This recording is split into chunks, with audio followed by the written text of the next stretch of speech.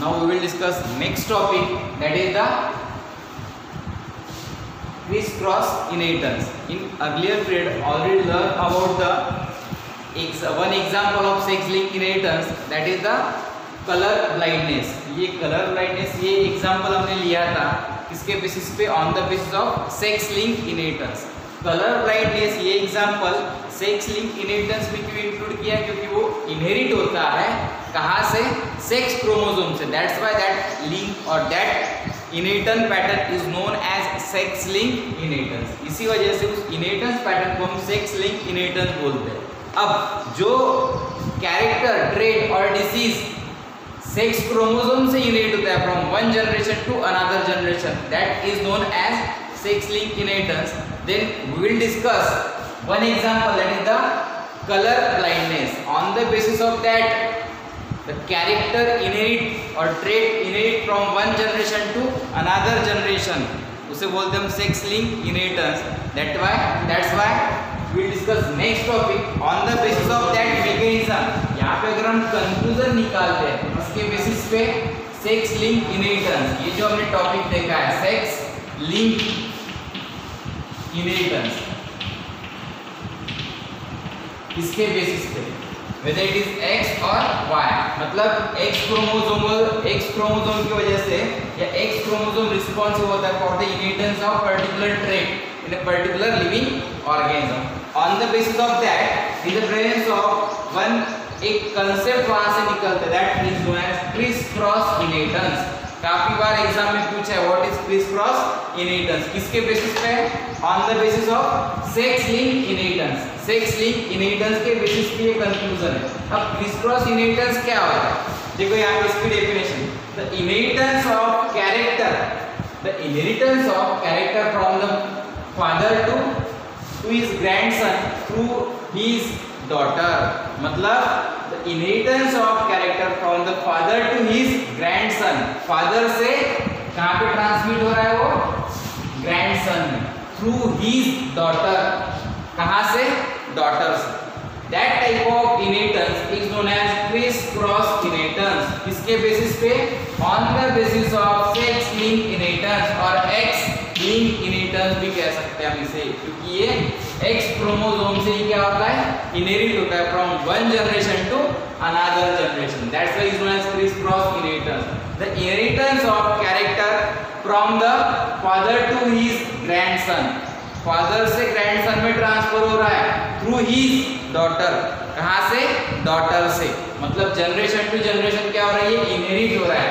That's why is known as criss-cross inheritance. On the basis of X link inheritance के basis पे ये mechanism हमने देखा है. मतलब कलर ब्लाइंडनेस जो एग्जांपल देखा है वो इसी के बेसिस पे. Then we will discuss next example of criss-cross inheritance, that is the haemophilia. ये हीमोफीलिया एक डिसीज है या ट्रेट भी हम कह सकते हैं. वो भी सेक्स क्रोमोसोम से इनहेरिट होता है. जैसे हमने कलर ब्लाइंडनेस के लिए क्या लिया था? यहाँ पे कैपिटल सी स्मॉल सी, बराबर है. अगर डोमिनेंट है तो कैपिटल सी मतलब X.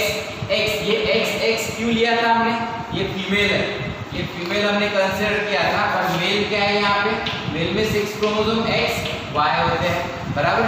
यहाँ पे कैपिटल सी अगर है तो यहाँ पे क्या होगा? Normal female.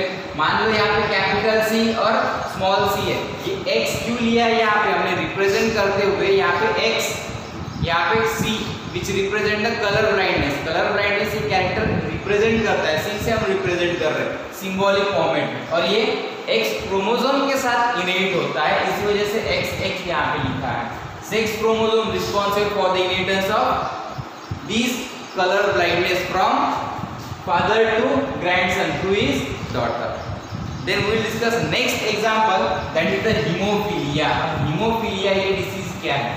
That hemophilia disease also known as bleeder disease. Why that disease known as bleeder disease or trait is known as bleeder disease भी कह सकते हैं, bleeder trait भी कह सकते हैं. इसे हम bleeder trait क्यों कह रहे हैं? उसके पीछे रीजन क्या है? हीमोफीलिया. अब हीमोफीलिया क्या है? ये डिसीज है जो इनहेरिट होता है. कहाँ से इनहेरिट होता है? which also inherit from sex chromosome, that is the X chromosome. X chromosome के साथ ही वो क्या होता है? इनेट होता है, मतलब सेक्स क्रोमोसोम से ही इनेट होता है। That is the second example of criss cross inheritance. ये सेकंड एग्जांपल है क्रिस क्रॉस इनहेरिटेंस। अब यहाँ पे अगर हम देखेंगे तो यहाँ पे जीन्स कहाँ पे लोकेट होंगे? जीन्स हीमोफीलिया, यहाँ पे जीन अगर देखेंगे हीमोफीलिया के लिए जो जीन रिस्पॉन्सिबल है, हमने लास्ट टाइम देखा है एक्स वाई, देन यहाँ पे सेकंड एक्स क्रोमोसोम, ये एक्स ये फीमेल है और ये क्या है? मेल। लास्ट टाइम हमने पढ़ा ये जो क्रोमोसोम्स होते हैं, क्रोमोसोम जो होते हैं यहाँ पे नॉन होमोलोगस रीजन होता है, होमोलोगस रीजन होता है, ये आपको पता है। ये होमोलोगस रीजन है दोनों क्रोमोसोम, ये homologous region, that is the non homologous region. ये नॉन होमोलोगस रीजन क्योंकि सिमिलर नहीं है, इसी वजह से बराबर। ये जो जीन प्रेजेंट होते हैं हीमोफीलिया के लिए, जो जीन प्रेजेंट होते हैं वो कहाँ पे प्रेजेंट होते हैं? Genes are present on non homologous region of X chromosome. कहाँ पे होगा? नॉन होमोलोगस जो रीजन होता है, मतलब एच, हीमोफीलिया के लिए जो भी जीन रिस्पॉन्सिबल होते हैं वो कहाँ पे प्रेजेंट होंगे? Non homologous region of X chromosome. और करस्पॉन्डिंग एलील वाई क्रोमोसोम के ऊपर होता है क्या? कभी भी नहीं होगा। This absence of corresponding allele in Y chromosome, non homologous region of Y chromosome, वहां पे करस्पॉन्डिंग एलील नहीं होता। इसी वजह से मेल में चांसेस ज्यादा होते हैं इनेट होने के डिसीज। अब यहाँ पे हीमोफीलिया को हम ब्लीडर डिसीज कहते हैं। क्यों कहते हैं? Because there is absence of clotting factor 8 and 9। अब क्लॉटिंग फैक्टर क्या है? ये हीमोफीलिया डिसीज क्या है? क्लॉटिंग फैक्टर, यहाँ पे क्लॉटिंग फैक्टर होता है। अब क्लॉटिंग फैक्टर मतलब blood clotting factor. Blood clotting मतलब अगर हमारे बॉडी में कोई पार्ट अगर डैमेज होता है, यहाँ से मान लो कोई पार्ट अगर डैमेज हुआ हमारे बॉडी में, तो क्या होगा? ब्लीडिंग होगी, वहाँ से ब्लड बाहर निकलेगा। अगर ब्लड बाहर निकलने के बाद यहाँ पे कुछ सेकंड के बाद वो क्या होता है? अपने आप क्लॉट होता है और वहाँ पे ब्लड बाहर निकलना बंद होता है, बराबर। ये नॉर्मल मैकेनिज्म। क्यों होता है ये? क्योंकि हमारे बॉडी में blood clotting factor that is the 8 and 9, 8 और 9 ये ब्लड क्लॉटिंग फैक्टर जो होते हैं ये प्रेजेंट होते हैं, बराबर है। इसकी डिफिशियंसी नहीं होती। अगर डिफिशियंसी नहीं है तो वहाँ पे प्रॉपर वे से ब्लड क्लॉट होता है after some time. But due to deficiency of that, अगर कम है हमारे ब्लड में, अगर ब्लड क्लॉटिंग फैक्टर अगर कम है तो हमारे बॉडी का पार्ट अगर कोई डैमेज होता है, नॉर्मल भी डैमेज होता है, तो वहाँ से कंटिन्यू ब्लीडिंग होती है, उसे हम बोलते हैं हीमोफीलिया। और that's why that disease also known as bleeder disease. इसी वजह से उसे हम ब्लीडर डिसीज भी कह सकते हैं, या हीमोफीलिया, मतलब कंटिन्यूअस वहाँ पे ब्लीडिंग होती है। उसके पीछे रीजन क्या है? Because is a deficiency, absence नहीं बोलेंगे हम, deficiency of blood clotting factor 8 and 9। That's why continuous blood expel from the body. और डैमेज पार्ट से कंटिन्यू ब्लड क्या होता है? फ्लो होते रहता है। इसी वजह से इस डिसीज को बोलते हैं हीमोफीलिया और ब्लीडर डिसीज। अब हीमोफीलिया ये रिप्रेजेंट करने के लिए हम क्या, कौन सा सिंबल यूज करने वाले हैं? अब यहाँ पे हीमोफीलिया रिप्रेजेंट करने के लिए हम H, कैपिटल H, अगर किसी ह्यूमन बीइंग में एक्स क्रोमोसोम में अगर देखेंगे तो यहाँ पे ये क्रोमोसोम के कौन से पार्ट पे प्रेजेंट होता है? सेक्स क्रोमोसोम में प्रेजेंट होता है, लेकिन कौन से पार्ट पे प्रेजेंट होता है? Non homologous region of X chromosome. X chromosome के नॉन होमोलोगस रीजन में ये प्रेजेंट होता है। अब देखो यहाँ पे अगर ये मेल है, ये मेल फीमेल हम कंसीडर करेंगे यहाँ। अब मेल में क्या होगा? यहाँ पे अगर हम देखेंगे, अगर एक्स मेल में एक्स वाई क्रोमोसोम, फीमेल में क्या होता है? X chromosome. मान लो यहाँ पे अगर H which represent the haemophilia, x chromosome के नॉन होमोलोगस रीजन पे क्या होता है? ये जीन प्रेजेंट होता है हीमोफीलिया के लिए। इसके एलील हम रिप्रेजेंट करेंगे capital H, capital H, capital H, small h। Dominant मतलब कैपिटल और स्मॉल मतलब रेसेसिव। मान लो ये अगर यहाँ पे है कौन सा मेल होगा ये? यहाँ पे जो मेल दिख रहा है ये कौन सा मेल होगा? ये नॉर्मल होगा, नॉर्मल। क्यों? क्योंकि यहाँ पे क्या है, ये डोमिनेंट है जी, बराबर, डोमिनेंट अलील यहाँ पे। सेकेंड, यहाँ पे अगर H, यहाँ पे H अगर हम कंसिडर करेंगे तो क्या होगा? ये भी क्या होगा? Normal female. ये भी कौन सी होगी? नॉर्मल फीमेल, और ये भी नॉर्मल मेल। देन उसके बाद नेक्स्ट पार्ट अगर हम एक्सप्लेन करेंगे यहाँ पे, तो यहाँ पे देखो X Y, X Y, then यहाँ पे X X, ये मेल और फीमेल। मान लो यहाँ पे अगर स्मॉल h है, इमेजिन करो यहाँ पे स्मॉल h है तो क्या होगा, और यहाँ पे भी स्मॉल h है तो क्या होगा? क्या होगा? हीमोफिलिक,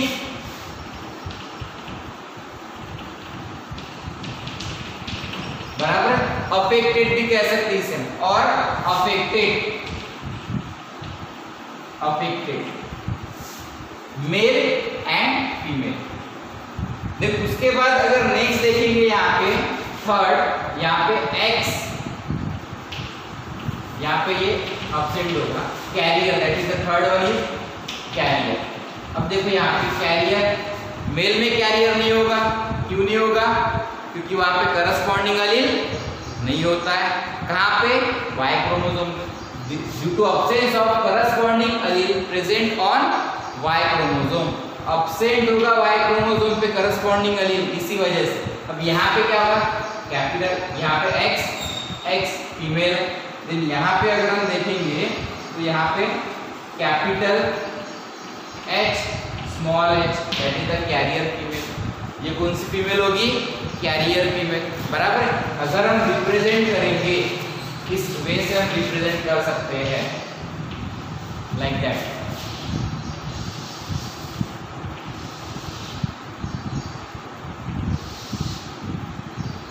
इस वे से हम उसे रिप्रेजेंट करेंगे।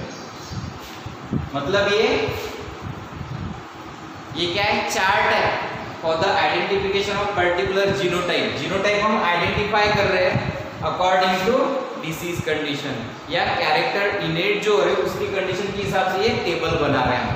यहाँ पे अब टेबल बनाया हमने, उसके बाद सेम वे से जैसे हमने कलर लाइन के लिए लिया था, हम इमेजिन करेंगे अगर ये कैरियर है मतलब वो कैरेक्टर आगे जाके इनहेरिट कर सकता है उसके बेसिस पे। If haemophilic male marry with normal female, अगर इमेजिन करो, आप भी कर सकते हो यहाँ पे, haemophilic male marry with normal female, अगर हम क्रॉस करेंगे नॉर्मल फीमेल के साथ तो यहाँ पे क्या होगा? अगर हीमोफिलिक मेल है, यहाँ पे हीमोफिलिक मेल मतलब क्या होगा? X small h then Y, then उसके बाद नॉर्मल फीमेल मतलब X capital H normal female. Marriage होने के बाद क्या होगा? यहाँ पे इसकी जीनोटाइप है, ये जीनोटाइप, ये क्या है? Parent 1, then second gametes, formation of gamete, यहाँ पे 2 टाइप के गैमेट फॉर्म होंगे, उनसे XH देन Y, यहाँ पे भी 2 टाइप के गैमेट फॉर्म होंगे, कौन से? XH XH, बराबर। उसके बाद अगर देखेंगे गैमेट फॉर्मेशन के बाद फर्टिलाइजेशन मतलब fusion of male and female gamete, that is the F1 progeny यहाँ पे फॉर्म होगी। अब यहाँ पे हम कंसीडर करेंगे ये एक गैमेट इसके साथ फ्यूज होगा, that is the X small h X capital H, लेकिन हमेशा याद रखो कैपिटल H डोमिनेंट कैरेक्टर हमें पहले लिखना। देन उसके बाद नेक्स्ट ये इसके साथ भी फ्यूज हो सकता है, X है capital H small h, then यहाँ पे X Y capital H, then पहले X क्रोमोसोम यहाँ पे हमें लिखना है, देन उसके बाद X Y लाइक दैट। अगर यहाँ पे इंडिविजुअल अगर हम देखते तो क्या लिख रहा है यहाँ पे? कैरियर फीमेल, ये कैरियर फीमेल, पॉसिबिलिटी कितनी है? 2, बराबर। और यहाँ पे क्या है? नॉर्मल मेल, इसकी पॉसिबिलिटी कितनी है 50%। ये 50-50% नॉर्मल मेल और कैरियर फीमेल यहाँ पे फॉर्म होगा। ये एक example if marriage between haemophilic male and normal female. उसके बाद नेक्स्ट अगर एग्जांपल हम लेते हैं if marriage between carrier female and, अब सेकेंड एग्जांपल हम लेंगे। देखो यहाँ सेकेंड एग्जांपल आप सॉल्व कर सकते, इजी है ये। If marriage between carrier female with normal male, अगर यहाँ पे हम लेते हैं नॉर्मल मेल और सेकेंड कैरियर फीमेल, तो कंसीडर करेंगे। देखो यहाँ पे नॉर्मल मेल है, अब नॉर्मल अगर मेल है तो यहाँ पे क्या होगा XY मतलब कैपिटल होगा ही। देन उसके बाद यहाँ पे क्या होगा कैरियर फीमेल मतलब एक डोमिनेंट होगा एक रेसेसिव होगा, बराबर। अब यहाँ पे इसे कैरियर क्यों कह रहे हैं, क्योंकि यहाँ पे डोमिनेंट है रेसेसिव है। जो डोमिनेंट है एलील वो क्या करता है, जो रेसेसिव उसके ऊपर, जो डोमिनेंट है वो क्या होता है अपने कैरेक्टर एक्सप्रेस कर रहा है, जो रेसेसिव अपने कैरेक्टर एक्सप्रेस नहीं कर रहा है मतलब सप्रेस हो रहा है। That's why is known as carrier female. आगे जाके प्रोजेनी में आगे जाके वहां पे क्या होगा, वो may be which affect the particular disease or trait। Then यहाँ पे अगर देखेंगे ये P1, देन उसके बाद यहाँ पे जीनोटाइप हो गया ये। Then next gamete formation process, दो टाइप के गैमेट यहाँ पे होंगे, कैपिटल H और देन यहाँ पे दो टाइप के गैमेट फॉर्म होंगे, यहाँ पे X capital H, X small h, बराबर। देन उसके बाद गैमेट फॉर्मेशन के बाद क्या होगा फर्टिलाइजेशन। अब फर्टिलाइजेशन में क्या होगा fusion of gamete male and female gamete, that is the F1 progeny यहाँ पे फॉर्म होगा। अब देखो यहाँ पे fusion process X capital H then X capital H, then ये फिर से ये इसके साथ भी फ्यूज हो सकता है gamete, then X and X capital H and small h, then next X capital H then Y, then next यहाँ पे X small h and Y। अगर ये आप ऑब्जर्व करते हैं तो यहाँ पे क्या दिखेगा हमें, अब देखो यहाँ पे ये कैपिटल H मतलब ये क्या है नॉर्मल फीमेल, कौन सी फीमेल है ये नॉर्मल फीमेल।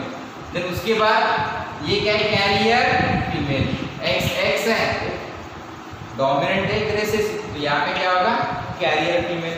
देन यहाँ पे एक डोमिनेंट दिख रहा है मतलब इसका करस्पॉन्डिंग एलील इसके साथ नहीं प्रेजेंट होता है नॉन होमोलोगस रीजन पे, इसी वजह से यहाँ पे क्या बोलेंगे हम, यहाँ पे अगर देखेंगे तो क्या होगा नॉर्मल मेल। देन यहाँ पे ये जो पार्ट है ये पार्ट कौन सा होगा कैरियर, यहाँ पे अफेक्टेड, बराबर है मतलब हीमोफिलिक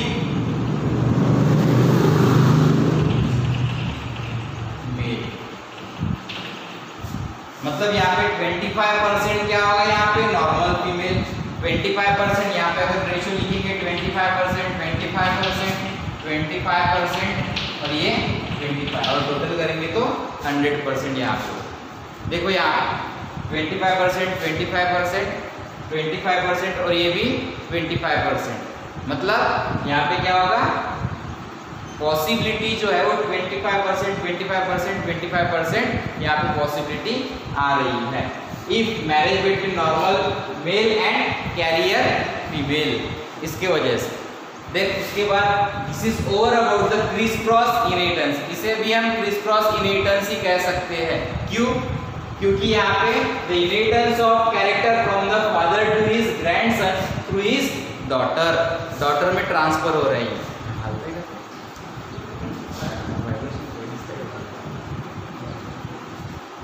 समझ में आई? This is over about the second example of criss cross inheritance, that is the haemophilia और ब्लीडर डिसीज। उसे हम हीमोफीलिया कह सकते हैं या ब्लीडर डिसीज भी वहां पे हम कह सकते हैं। देन उसके बाद नेक्स्ट पार्ट हम देखेंगे सेक्स लिंक इनहेरिटेंस का next part, that is the sex determination. In previous period already learn about the sex link inheritance हमने एक पार्ट देखा है, कौन सा पार्ट देखा है? Sex determinate. अब यहाँ पे हमने देखा है सेक्स लिंक इनहेरिटेंस, ये पार्ट हमने देखा है। अब नेक्स्ट पार्ट हम देखेंगे क्रिस क्रॉस इनहेरिटेंस के बाद नेक्स्ट पार्ट हम देखेंगे that is the sex determination in human beings. Sex determination exact है क्या, ये हम ह्यूमन बींग के बारे में देखेंगे। अब यहाँ पे sex determination, how sex detect in a particular living organism. Living organism मतलब ह्यूमन बींग। ह्यूमन बींग में सेक्स कैसे डिटेक्ट होता है ये हम पार्ट देखने वाले हैं। अब सेक्स कैसे आइडेंटिफाई होगा? सेक्स आइडेंटिफिकेशन के लिए रिस्पॉन्सिबल कौन से क्रोमोसोम होते हैं? That is the sex chromosome, बराबर है। अब next part that is sex determination. अब सेक्स डिटरमिनेशन में ह्यूमन बींग में near about human being possess 46 chromosome. कितने क्रोमोसोम होते हैं ह्यूमन बींग में? कितने क्रोमोसोम्स होते हैं? 46। आउट ऑफ दैट 46 क्रोमोसोम 44 क्या है ये? ऑटोसोम। ये लास्ट पार्ट में हमने देखा है 44 chromosome is nothing but the autosome. Autosomal dominance में देखा, ऑटोसोमल इनहेरिटेंस में देखा, बराबर है, विच रिप्रेजेंट द बॉडी कैरेक्टर। ये क्या करते हैं? बॉडी कैरेक्टर रिप्रेजेंट करते हैं। क्या करेंगे ये?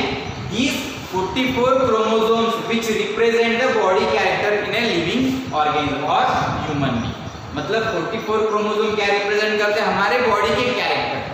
जो हमारे बॉडी के कैरेक्टर एक्सटर्नली में दिखते हैं, कलर, साइज, शेप जो भी है, वो कौन रिप्रेजेंट करेगा? ऑटोसोम्स। कितने होते हैं? 44 आउट ऑफ 46 क्रोमोसोम। और यहाँ पे एक पेयर मतलब 2 क्रोमोसोम जो होते हैं वो कौन से होते हैं? सेक्स क्रोमोसोम प्रेजेंट होते हैं। ये 2 क्रोमोसोम कौन से हैं? Sex chromosome. अब सेक्स क्रोमोसोम कौन से होंगे यहाँ पे?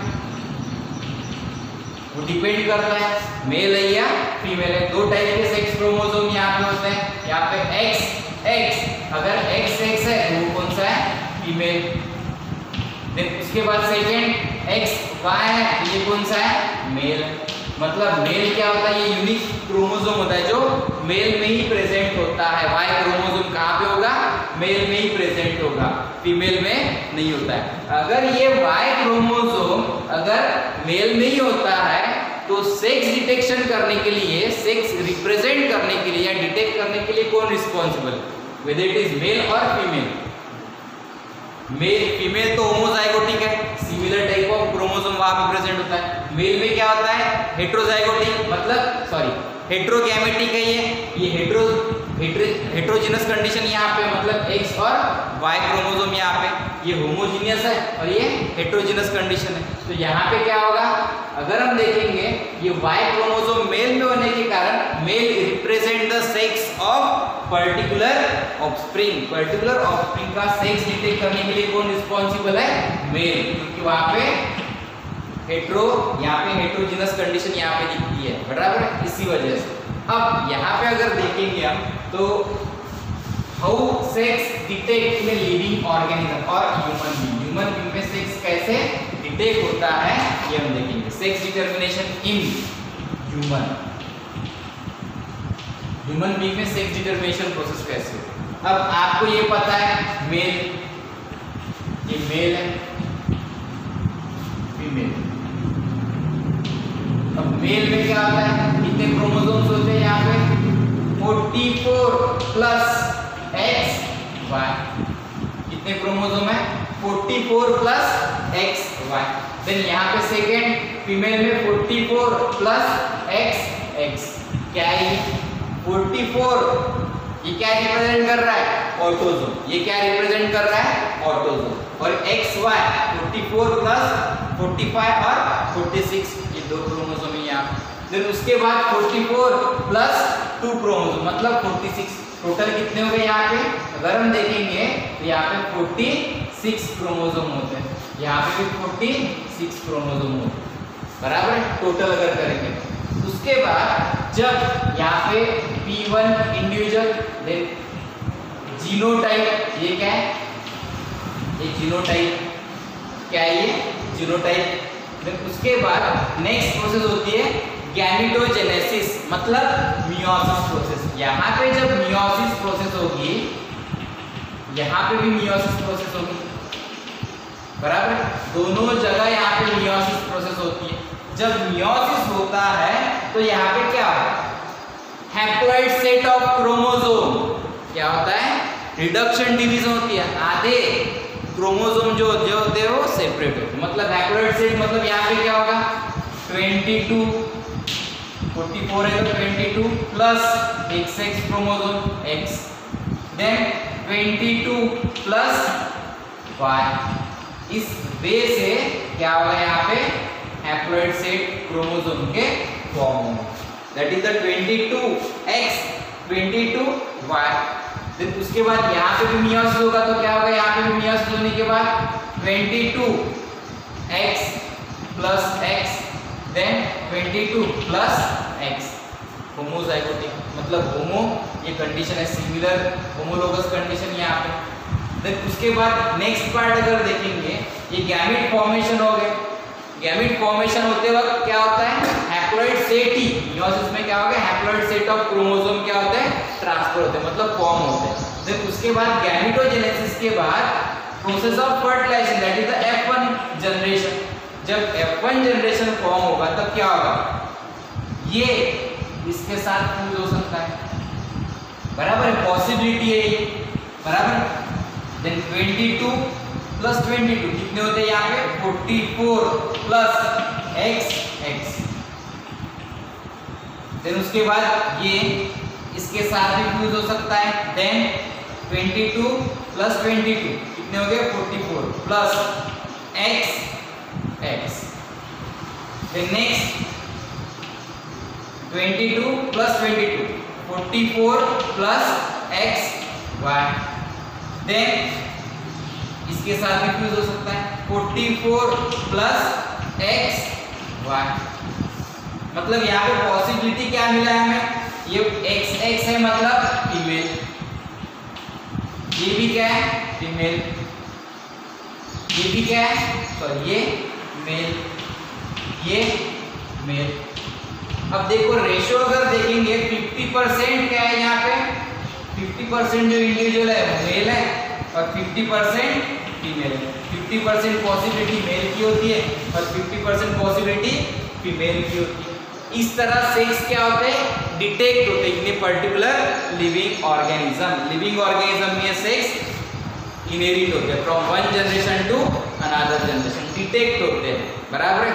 अब चेकर बोर्ड के हिसाब से हम देख सकते हैं, जैसे आपकी किताब में दिया है उस वे से भी हम क्या कर सकते हैं, ऑब्जर्व कर सकते हैं।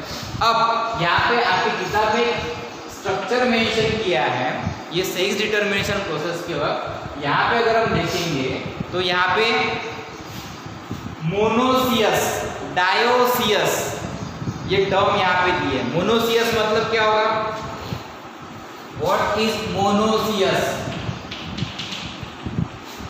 व्हाट इज मोनोसियस, मोनोसियस क्या है, monoecious is nothing but the bisexual living organism, hermaphrodite living organism. मतलब उसे क्या बोलेंगे हम, बाइसेक्सुअल, ये सिमिलर वर्ड है यहाँ पे, और हर्मैफ्रोडाइट।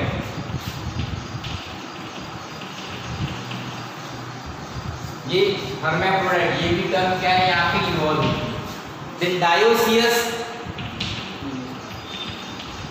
डायोसियस मतलब यूनिसेक्सुअल इंडिविजुअल, इसे हम कह सकते हैं यूनिसेक्सुअल, मतलब एक सेक्स ऑर्गन एक इंडिविजुअल में प्रेजेंट होगा, मतलब मेल अलग फीमेल अलग। जैसे यहाँ पे मोनोसियस हमने जो कंडीशन देखी है वो क्या है, bisexual, both sexes are present on single living organism.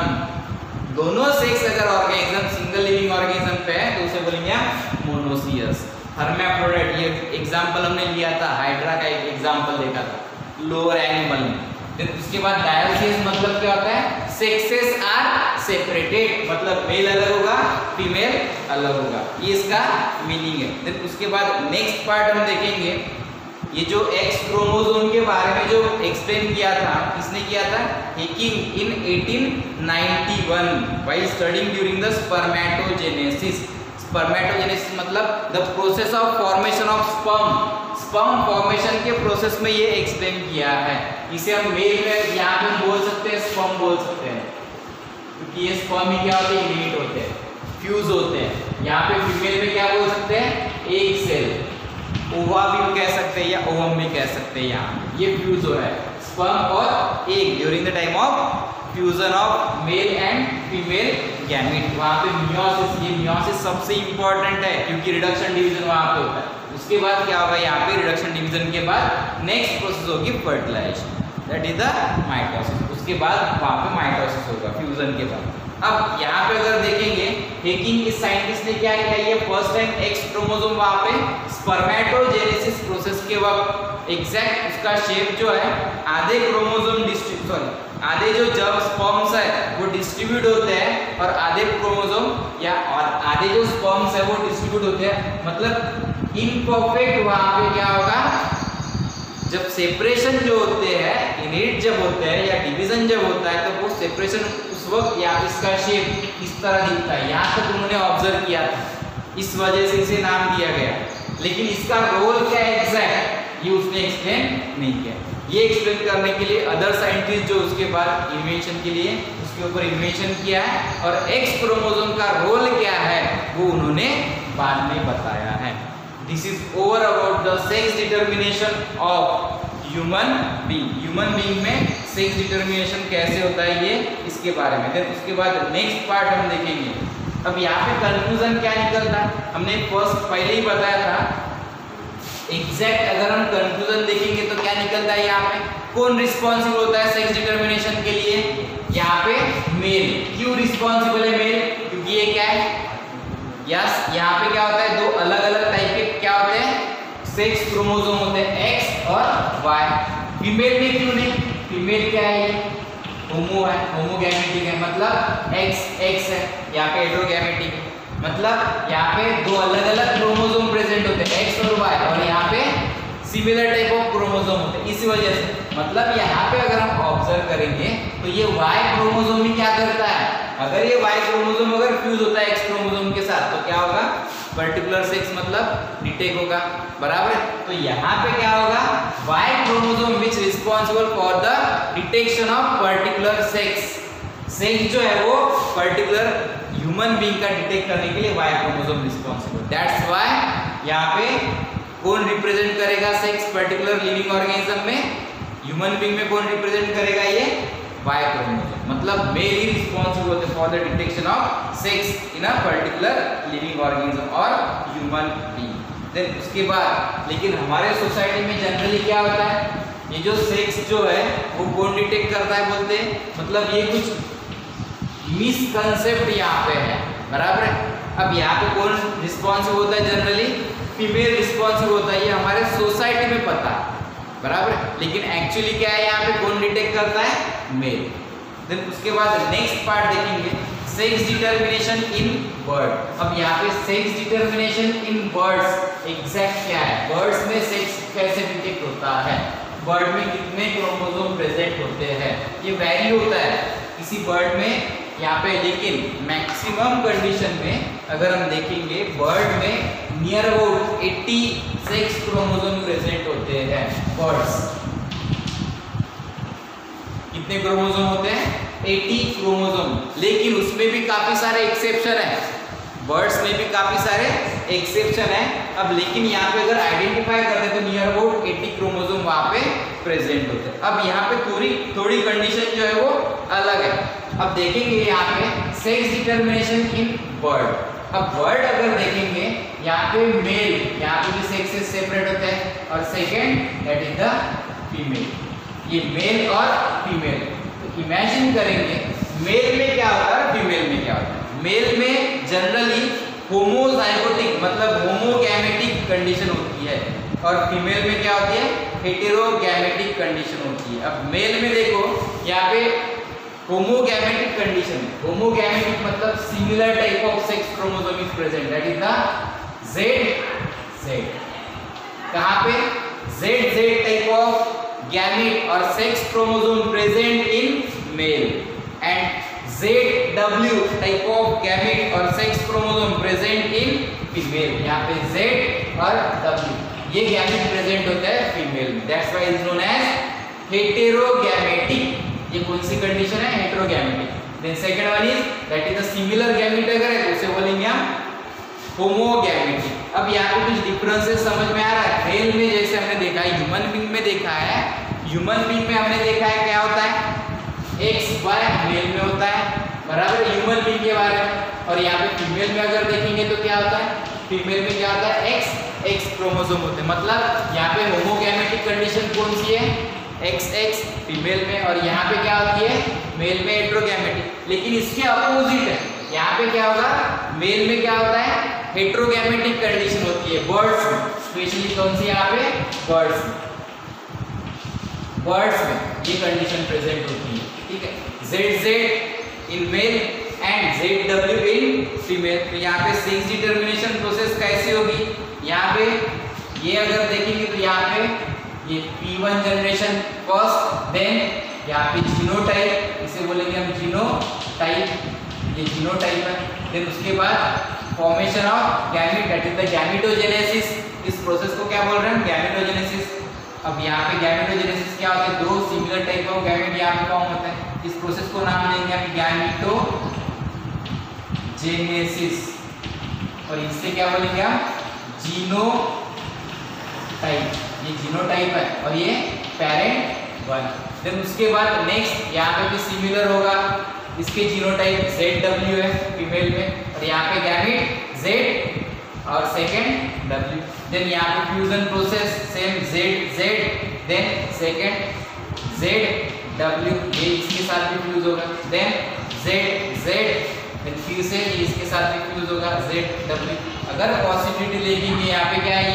ये क्या है? First that is the male, second that is the female bird, then third that is the male bird, और ये क्या है? Last one that is the female bird, बराबर। ये possibility है। पॉसिबिलिटी अगर देखेंगे तो क्या होता है? 50% मेल होते हैं और 50% फीमेल होते हैं। इसमें पॉसिबिलिटी 50% यहाँ पे होती है। मतलब रेशियो अगर निकालेंगे तो यहाँ पे 1:1 ये रेशियो कहाँ पे आएगा? बर्ड्स में आएगा। This is over about the well known example of that is the sex determination of birds. ये सेक्स डिटरमिनेशन जो होती है बर्ड्स में, ये प्रोसेस दिखा है आपकी किताब में। यहाँ पे क्या मेंशन किया है? ट्वाइस n, मतलब ये कंडीशन जो है यहाँ पे ट्वाइस n दिया है, बराबर। यहाँ पे ट्वाइस n, मतलब ये सेक्स क्रोमोसोम है, उसके साथ ट्वाइस n कंडीशन यहाँ पे मेंशन की है, बराबर। जब मियोसिस होगा यहाँ पे क्या होगा? मियोसिस। जब मियोसिस होता है तो ये n रिप्रेजेंट करेगा वहां। देन यहाँ पे भी सेम n ये रिप्रेजेंट करेगा गैमेट्स। ट्वाइस n मतलब 80 क्रोमोसोम अगर वहां पे होंगे, आपकी किताब में मेंशन नहीं है एग्जैक्ट क्रोमोसोम, लेकिन जनरली कितने होते हैं? 80 मैक्सिमम बर्ड्स में। उसमें भी काफी सारे एक्सेप्शन है, सर ने बताया करके यहाँ पे लिखना नहीं है 80 क्रोमोसोम, क्योंकि यहाँ पे एक्सेप्शन है, इसी वजह से यहाँ पे काफी सारा जो आपकी किताब में एग्जैक्ट मेंशन नहीं किया गया है। अब देखो यहाँ पे ये जो क्रोमोसोम है ये यूनाइट होते हैं, फ्यूज होते हैं, और यहाँ पे क्या होगा? नेक्स्ट कंडीशन फॉर्म होगी। कौन सी कंडीशन फॉर्म होती है यहाँ पे? ये ट्वाइस n, यहाँ पे भी क्या होगा? ट्वाइस n ये कंडीशन होगी, प्लस यहाँ पे भी ट्वाइस n, यहाँ पे भी ट्वाइस n ये कंडीशन फॉर्म होगी। मतलब ये अगर हम देखते हैं तो ट्वाइस n क्या करते हैं? Which represent the diploid condition. ये डिप्लॉयड कंडीशन मेंशन करती है along with sex chromosome. Sex chromosome के साथ डिप्लॉयड कंडीशन यहाँ पे मेंशन हुई है। This is over about the sex determination in birds. मतलब दोनों में अगर हम देखते हैं तो ये सिमिलर प्रोसेस होती है, बस गैमेट जो है सेक्स क्रोमोसोम वो अलग अलग होंगे, लेकिन यहाँ पे क्या होता है? फ्यूजन जो होता है, पैटर्न जो होता है फ्यूजन का वो सेम होता है। यहाँ पे भी मियोसिस होगा, मियोसिस के बाद ही क्या होगा? रिडक्शन डिवीजन होता है। मतलब यहाँ पे इमेजिन करेंगे twice n plus Z Z, तो यहाँ पे क्या होगा, पहले मियोसिस, ये मेल है, और यहाँ पे फीमेल अगर कंसीडर करेंगे तो पहले प्रोसेस कौन सी होती है, twice n plus Z W, तो यहाँ पे प्रोसेस कौन सी होगी, मियोसिस। ये मियोसिस दोनों जगह होगा, मियोसिस, ये मियोसिस प्रोसेस होती है दोनों जगह। अब मियोसिस होने के बाद क्या होगा, यहाँ पे नेक्स्ट प्रोसेस जब मियोसिस होगा तो क्या होगा, यहाँ पे haploid set of chromosome inherit होगा। फॉर एग्जांपल हैप्लॉइड सेट मतलब यहाँ पे ट्वाइस n है तो यहाँ पे क्या होगा, सिंगल है, प्लस यहाँ पे जेड जेड है तो यहाँ पे क्या होगा, एक ही क्रोमोसोम होगा, यहाँ पे जेड बराबर है n प्लस जेड, देन यहाँ पे n प्लस जेड, ये कंडीशन फॉर्म बराबर है। देन उसके बाद यहाँ पे भी n plus Z, then n plus w, ये रिडक्शन डिवीजन है। जब ये फ्यूज होगा, जब ये फ्यूज होगा दैट इज द n मतलब ट्वाइस n, उसके बाद जेड जेड प्लस ये कौन सा इंडिविजुअल होगा, दैट इज द मेल बराबर है, डिप्लॉइड कंडीशन। उसके बाद इस पॉसिबिलिटी होती है ये इसके साथ फ्यूज होगा, then twice n plus Z W, then उसके बाद ये इसके साथ फ्यूज होगा, twice n plus Z Z, then उसके बाद twice n plus Z W, possibility similar आती है। ये n जो रिप्रेजेंट करता है नंबर ऑफ सेट रिप्रेजेंट कर रहा है, कितने सेट्स वहां पे प्रेजेंट होते हैं वो रिप्रेजेंट कर रहा है। This is over about the sex determination in birds. Then we will discuss next topic in next lecture, that is the